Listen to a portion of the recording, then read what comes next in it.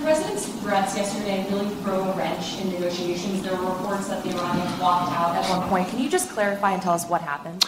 No, they didn't throw a wrench in the system. The thing with the Iranians, yes, they did threaten to walk out, or at least there were social media threats that they would walk out.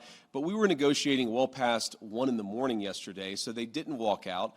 And their technical team is still here in Burgenstock working with our technical team actually as we speak, though I imagine maybe some of them are taking a break to watch this news conference. But look, what we told the Iranians yesterday is, when you guys engage in what us millennials might call trash talk, you can't expect the President of the United States not to respond and not to correct the record. So when they say things that aren't true, the President is going to respond to it. I'm going to respond to it. Americans are going to respond to it. When they make threats that aren't rooted in reality, they have to accept that the President of the United States is actually going to set the record straight. That's all that happened. So yes, there was a little bit of threatening, there was a little bit of whining, but at the end of the day, the talks continued and we made great progress. I want to just, before we depart here, I want to say one last thing. I've seen some misreporting about frozen or unfrozen Iranian assets.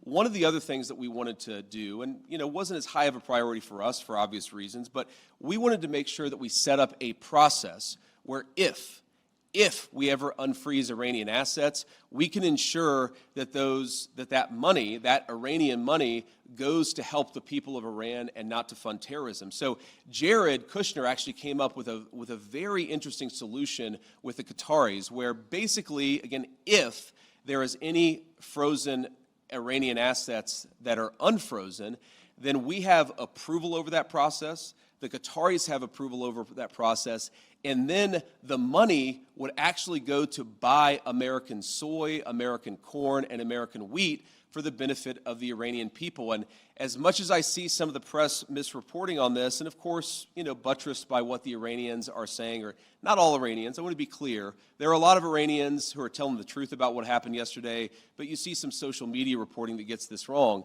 But fundamentally, what Jared and the Qataris and the entire team here in Burgenstock accomplished is, to me, a classic Trump deal, where if Iranian assets are ever unfrozen, they're going to go to make American farmers richer and to feed the Iranian people. That's a very, very good and very classic Trump deal that's great for our people, great for the people of Iran, and fundamentally, again, will contribute to this regional security architecture that we've built and that we're going to work very hard to ensure that it endures. So from Switzerland, thank you all for being here. I appreciate the questions and I appreciate the engagement.